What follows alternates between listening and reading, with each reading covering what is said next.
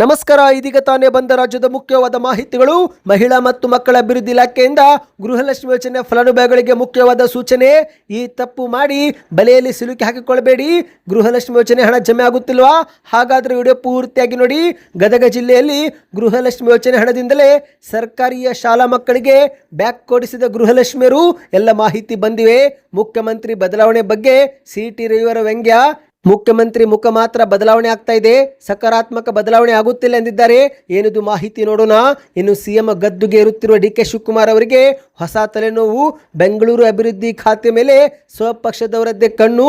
ಏನಿದು ಶಾಕಿಂಗ್ ಮಾಹಿತಿ, ಆ ಬಗ್ಗೆಯೂ ಕೂಡ ನೋಡೋಣ. ಇನ್ನು ಸುಮಾರು 65 ಲಕ್ಷ ರೈತರ ಸಾಲ ಮನ್ನಾ ಮಾಡಲು ಮುಂದಾದ ಸರ್ಕಾರ. 36,585 ಕೋಟಿ ರೂಪಾಯಿ ಸಾಲ ಮನ್ನಾ ಮಾಡಲು ಸರ್ಕಾರದಿಂದ ಅನುಮೋದನೆ.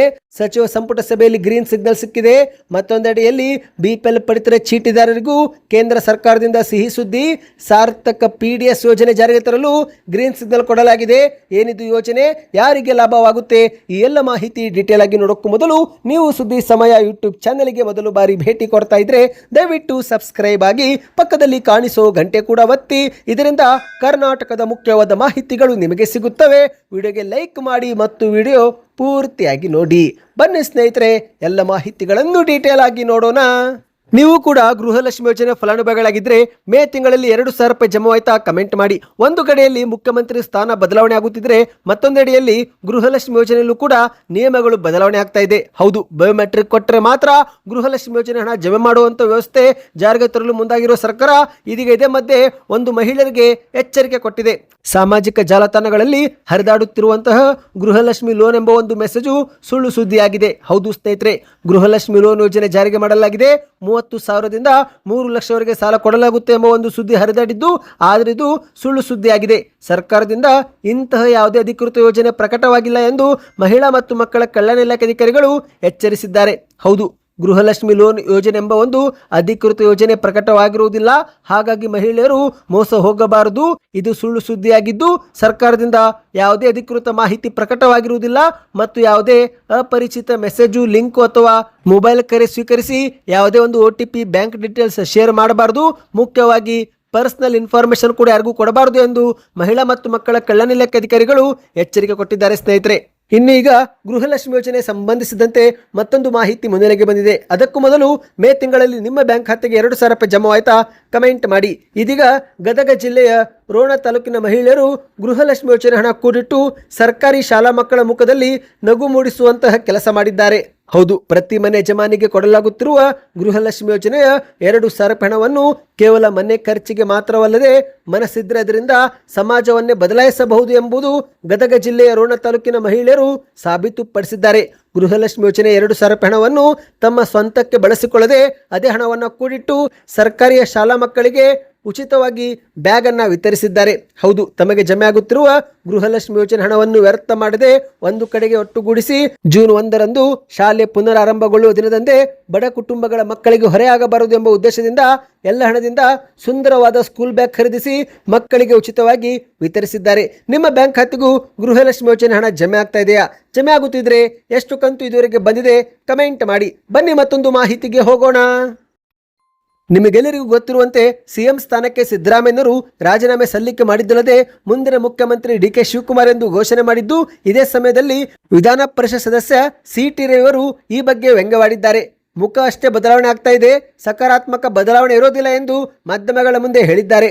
ಮುಂದಿನ 2 ವರ್ಷಗಳ ಕಾಲ DK ಶಿವಕುಮಾರ್ ಅವರು ಮುಖ್ಯಮಂತ್ರಿ ಆಗುತ್ತಿರುವುದು ಕೇವಲ ಮುಖಗಳ ಬದಲಾವಣೆ ಅಷ್ಟೇ ಹೊರತು ಇದರಿಂದ ಆಡಳಿತ ನೀತಿಯಲ್ಲಿ ಯಾವುದೇ ಸಕಾರಾತ್ಮಕ ಬದಲಾವಣೆ ತರಲು ಸಾಧ್ಯವಿಲ್ಲ ಎಂದು CT ರವಿಯವರು ಹೇಳಿಕೆ ಕೊಟ್ಟಿದ್ದಾರೆ. ಹೌದು, ಒಂದು ಕಡೆಯಲ್ಲಿ ನೂತನ ಮುಖ್ಯಮಂತ್ರಿಯಾಗಿ DK ಶಿವಕುಮಾರ್ ಅವರು ರಾಜ್ಯದ ಚುಕ್ಕಾಣಿ ಹಿಡಿಯಲು ಮುಂದಾದರೆ ಮತ್ತೊಂದೆಡೆಯಲ್ಲಿ ಬಿಜೆಪಿ ನಾಯಕರು ಟೀಕಾಸ್ತ್ರ ಪ್ರಯೋಗಿಸಲು ಆರಂಭ ಮಾಡಿದ್ದಾರೆ. ಕರ್ನಾಟಕದಲ್ಲಿ ಈ ಒಂದು ಹಿಂದೆ ಇದ್ದದ್ದು ಕೂಡ ಕಾಂಗ್ರೆಸ್ ಸರ್ಕಾರವೇ, ಮುಂದಿನ 2 ವರ್ಷ ಇರುವುದು ಕೂಡ ಕಾಂಗ್ರೆಸ್ ಸರ್ಕಾರವೇ.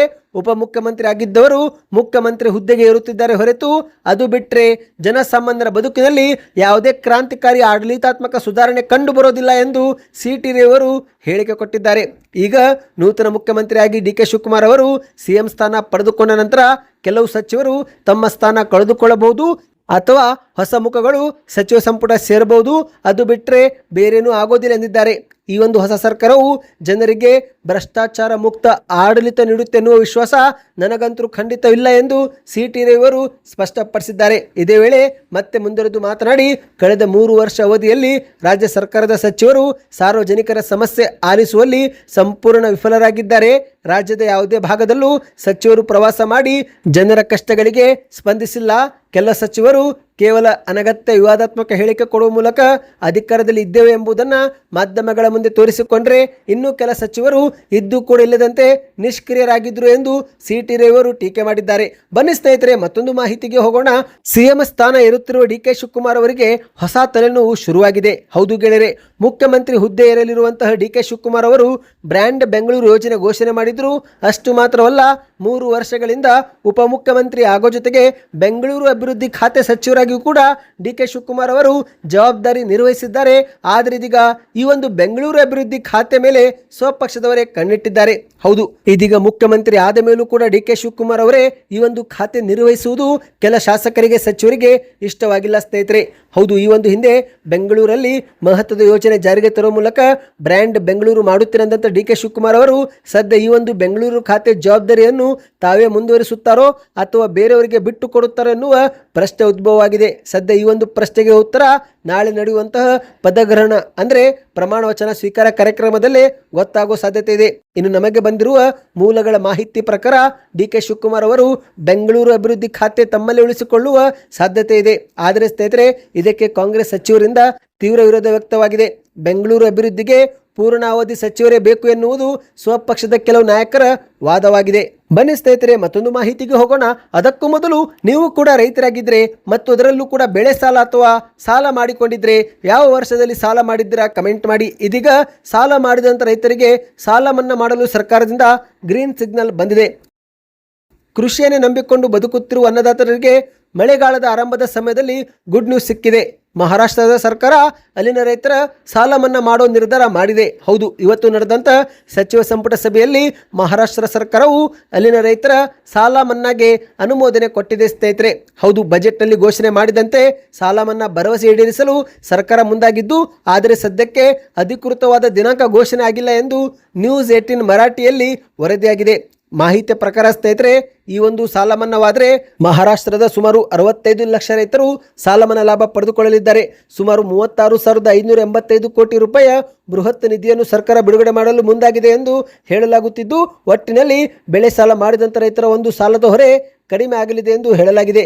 ನೀವು ಕೂಡ ರೈತರಾಗಿದ್ದರೆ, ಸಾಲ ಮಾಡಿದರೆ ಕಮೆಂಟ್ನಲ್ಲಿ ಕರ್ನಾಟಕ ಸಾಲ ಮನ್ನಾ ಎಂದು ಪ್ರತಿಯೊಬ್ಬರು ಕಮೆಂಟ್ ಮಾಡಿ ಸ್ನೇಹಿತರೆ. ಇದರಿಂದ ಒಂದು ಉತ್ತಮ ಫೀಡ್ಬ್ಯಾಕ್ ಸಿಗುತ್ತೆ. ಬನ್ನಿ ಇದೀಗ ಮತ್ತೊಂದು ಮಾಹಿತಿಗೂ ಹೋಗೋಣ. ಇದೀಗ BPL ಪಡಿತರ ಚೀಟಿದಾರರಿಗೆ ಮತ್ತೆ ಸಿಹಿ ಸುದ್ದಿ ಬಂದಿದೆ. ಹೌದು, ಇತ್ತೀಚೆಗೆ ರಾಜ್ಯ ಸರ್ಕಾರ 1.20 ಲಕ್ಷದಂತ ಆದಾಯ ಮಿತಿಯನ್ನು 3 ಲಕ್ಷಕ್ಕೆ ಹೆಚ್ಚಿಗೆ ಮಾಡುವ ಚಿಂತನೆ ಮುಂದಿಟ್ಟಿದ್ದು, ಆದರೆ ಮತ್ತೊಂದೆಡೆಯಲ್ಲಿ ಈಗ ಕೇಂದ್ರ ಸರ್ಕಾರವು ಕೂಡ ಸಿಹಿ ಸುದ್ದಿ ಕೊಟ್ಟಿದೆ ಸ್ನೇಹಿತರೆ.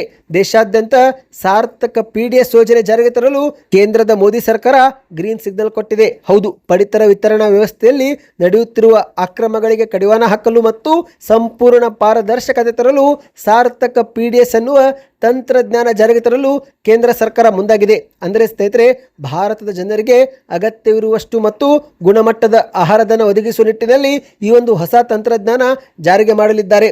ರಾಷ್ಟ್ರೀಯ ಆಹಾರ ಭದ್ರತಾ ಕಾಯ್ದೆ ಯೋಜನೆಯಡಿಯಲ್ಲಿ ಸುಮಾರು 81 ಕೋಟಿ ಜನರಿಗೆ ಆಹಾರ ಧಾನ್ಯವನ್ನು ಸಮರ್ಥವಾಗಿ ತಲುಪಿಸಲು ಈ ಒಂದು ಸಾರ್ಥಕ PDS ಯೋಜನೆ ಸಹಕಾರಿಯಾಗಲಿದೆ ಎಂದು ಹೇಳಲಾಗ್ತಾ ಇದೆ. ಇದಕ್ಕಾಗಿಯೇ ಕೇಂದ್ರ ಸರ್ಕಾರ 25,530 ಕೋಟಿ ರೂಪಾಯಿಯನ್ನು ಘೋಷಣೆ ಮಾಡಿದೆ. ಹೌದು, ಏನಪ್ಪಾ ಇದು ಸಾರ್ಥಕ್ ಯೋಜನೆ ಎಂದು ಪ್ರಶ್ನೆ ಇದ್ರೆ ಅದಕ್ಕೆ ಉತ್ತರ ಸ್ನೇಹಿತರೆ, ದೇಶಾದ್ಯಂತ ಪಡಿತರ ಸಾಗಣೆ ಮಾಡಲು, ಆಹಾರ ಧಾನ್ಯಗಳನ್ನು ನಿರ್ವಹಣೆ ಮಾಡಲು ಮತ್ತು ನ್ಯಾಯಬೆಲೆ ಅಂಗಡಿ ವಿತರಕರ ಮಾರ್ಜಿನ್ ಸೇರಿದಂತೆ ಎಲ್ಲ ಒಂದು ಸಮಸ್ಯೆ ಮತ್ತು ಭರಿಸುವ ವೆಚ್ಚವನ್ನು ಸರಿದೂಗಿಸಲು ಸಾರ್ಥಕ PDS ಯೋಜನೆ ಜಾರಿಗೆ ಮಾಡಲಾಗ್ತಾ ಇದೆ.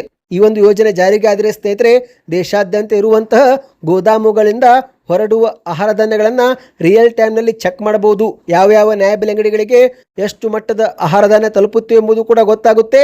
ಇದರ ಜೊತೆಗೇ ರೇಷನ್ ಕಾರ್ಡ್ ನಿರ್ವಹಣೆ, ಹೊಸ ಕಾರ್ಡ್ಗೆ ಅರ್ಜಿ ಮತ್ತು ತಿದ್ದುಪಡಿ ಸೇರಿದಂತೆ ಹಲವು ಪ್ರಕ್ರಿಯೆ ವ್ಯವಸ್ಥೆಯು ಕೂಡ ಇನ್ನಷ್ಟು ಸುಲಭಗೊಳ್ಳಲಿದೆ. ಮಾಹಿತಿಯ ಪ್ರಕಾರ ಸ್ನೇಹಿತರೆ, ಸಾರ್ಥಕ್ ಯೋಜನೆ ಜಾರಿಗೆ ಆದರೆ ಗೋದಾಮುಗಳಿಂದ ಎಷ್ಟು ಪ್ರಮಾಣದ ಅಕ್ಕಿ ಬೇಳೆಕಾಳುಗಳು ಬಿಡುಗಡೆ ಆಗುತ್ತಿವೆ, ಎಲ್ಲಿ ಮಾರಾಟವಾಗ್ತಾ ಇದೆ, ನ್ಯಾಯಬೆಲೆ ಅಂಗಡಿಗಳಿಗೆ ತಲುಪುತ್ತಿದೆ ಇಲ್ಲವೋ, ಜನರಿಗೆ ಎಷ್ಟು ವಿತರಣೆ ಆಗುತ್ತಿದೆ, ಈ ಎಲ್ಲ ಮಾಹಿತಿಯನ್ನು ಕೂಡ ಡಿಜಿಟಲ್ ರೂಪದಲ್ಲಿ ಕೇಂದ್ರ ಸರ್ಕಾರಕ್ಕೆ ಲಭ್ಯವಾಗಲಿದೆ. ಒಟ್ಟಿನಲ್ಲಿ ಕಾಳಸಂತೆಯಲ್ಲಿ ಅಕ್ರಮವಾಗಿ ಮಾರಾಟ ಮಾಡುವುದನ್ನು ತಡೆಗಟ್ಟಲು ಸರ್ಕಾರ ಸಾರ್ಥಕ PDS ಯೋಜನೆ ಎನ್ನುವ ತಂತ್ರಜ್ಞಾನವನ್ನು ರೂಪಿಸಿದೆ. ಸದ್ಯಕ್ಕೆ ಇಷ್ಟ ಇತ್ತು. ಮಾಹಿತಿಗಳು ಇಷ್ಟವಾಯ್ತಾ? ಚಾನಲ್ಗೆ ಸಬ್ಸ್ಕ್ರೈಬ್ ಆಗಿ.